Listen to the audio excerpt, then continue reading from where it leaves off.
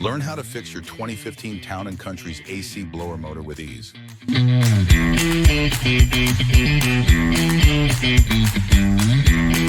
Alright guys, Jeff here. So just going to do this actually in reverse. I'm working on a 2015 Town & Country.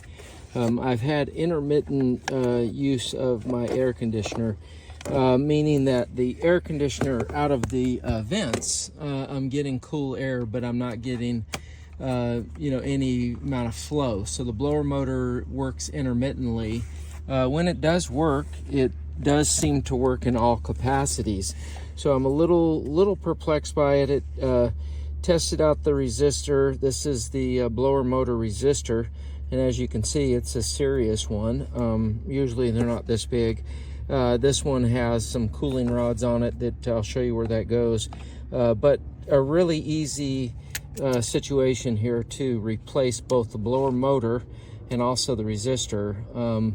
It's a total of 2 different connections with a total of 5 T20 screws, and we'll go through that. And then the only other tool I used on this was just this body tool to help get these little body right here, get these out without breaking them and without causing any damage to the insulation here.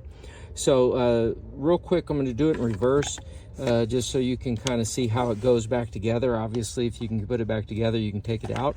So just walk with me on this and we'll go through it. I am replacing both the resistor and the blower motor. I found them reasonably priced to just not mess with them and try to figure out, well, maybe it's this, maybe it's that. The reality is that it could be both, and it also could be one other thing. Hopefully it's not that. It could be the recirculation button on these. These are kind of notorious for that. But I figured I'd go ahead and put a new blower motor. This is a 2015.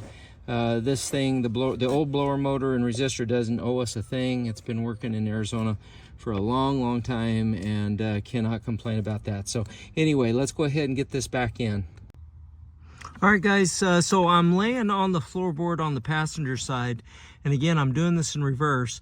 So just imagine, going backwards on this, but ultimately your resistor goes right in this spot. It has this, I don't know if you can see it, but there's a little slot on that post, which then will match up with the little groove in this mounting bracket on that side. So that gives you the orientation that you need. And let's see if I can pull this off one-handed. Might have to switch camera hands here just to give you that, and I might not. So hang on one second. I'm gonna put it down and just put it in.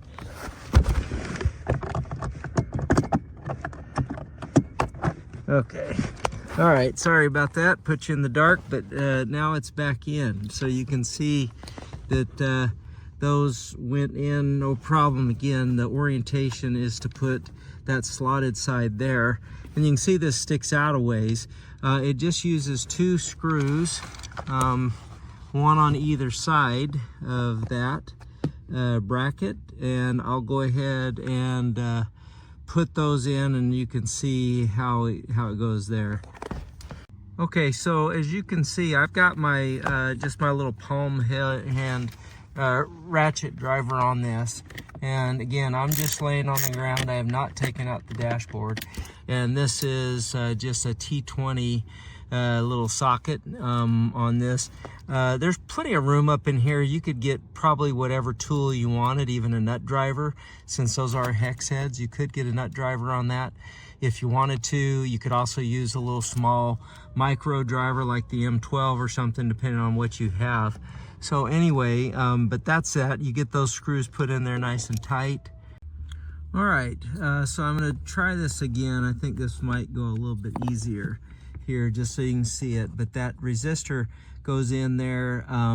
2 little T20 Torx heads there if you want. They also are hex heads, so if you have a nut driver. But you can see that that has a little groove on this side, so your orientation is only one way, and it fits in there nice and snug. Don't have to over tighten it. It's into plastic, so the aggressive threads on that will pull it in tight with just a couple of twists. I ended up using this tool here, which is my go-to for tight spaces. Just a little quarter drive. In this case, I got that T20 socket on the end of it, and just nice. It's palm hand driven, and then it has a kind of a articulating little head on top of it. So a nice little tool to use here in tight quarters. Getting the clip back in, no big deal. Might have to do it two hands, so hang on just 1 second. Okay, so yeah, I got that clip in. Does take two hands. You kind of want to press it in until you hear it clip. So that in went in nice and easy. Again, so far just 2 screws to get to this point. Okay, so I've got the fan out, or this is the actual blower and the blower motor, so the squirrel cage and all of that out. And as you can see, it is a straight shot up to the cabin filter, which mine is actually fairly clean, believe it or not. I'll have to look on the other side. That's the side that would be sucking in the air. But it just takes these 3 screws that go in here, and then the orientation, you've got this little airflow here. So, you know, that's the only thing you get oriented, and then you can get the screws in. Again, it just takes the same size, so the same size you use here on the resistor. T20s, 1, 2, 3. I always recommend installing, get the easy one in first, which would be out here at the front, and then work your way to the back for the harder ones. In removing them, I always recommend getting the hard one out first, because then you don't have the weight of the fan dangling on you trying to get this one out. So get the hard one out first and then work your way back. But putting them in, I'd say get the easy one in first and go from there. Okay, so I did end up breaking out my AC Delco 1/4 inch drive and just getting those in a lot easier. So anyways, you can see there's three little T20 heads right here. Hopefully that's in focus. Let me get that. Yeah, so you got one here really close to the front, and then you've got one off to the side there, and then one way in the back. And then of course you can see the orientation. You've got that little blower escutcheon there that adds a little coolant to the engine, or I'm sorry, the blower motor itself. So that's how that goes in.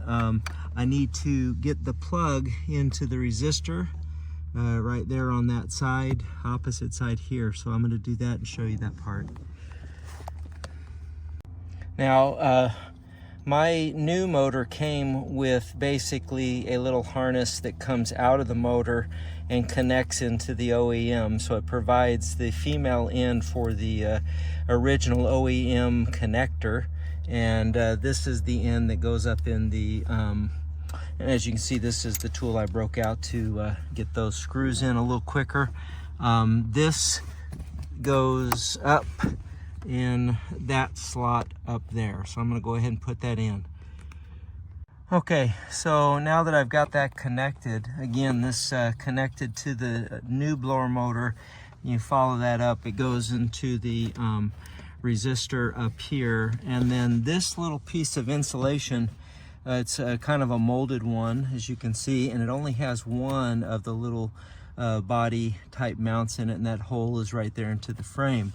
I'm going to leave this wire dangling here up against this, because if it's going to rattle and make any kind of noise, it will if it comes in contact of anything metal or plastic. So I kind of want to leave it on this nice soft vibration absorbing kind of material, and we'll go ahead and just cinch that up.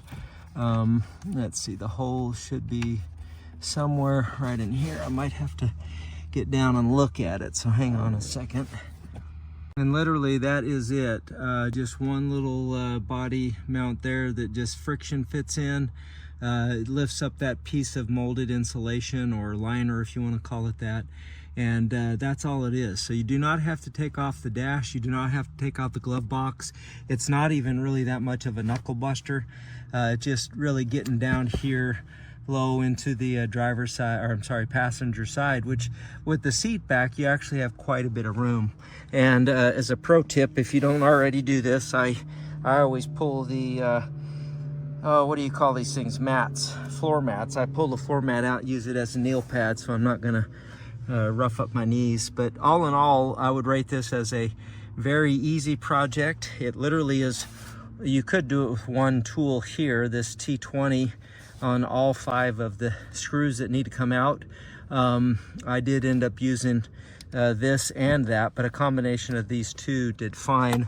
You don't need a body type tool, but this does help to make sure you don't damage any of the clips or the actual, more importantly, clips are replaceable. These little body injection molded kind of things are a little harder to come by. So anyway, that's that. I'll keep you updated on the fix, but hopefully that does it. Again, it's a non-dashboard, non-glove glove box entry to that. So if you like the content, guys, please feel free to like, share, and subscribe. As always, thanks so much for watching. I'll catch you next time on The Lowdown.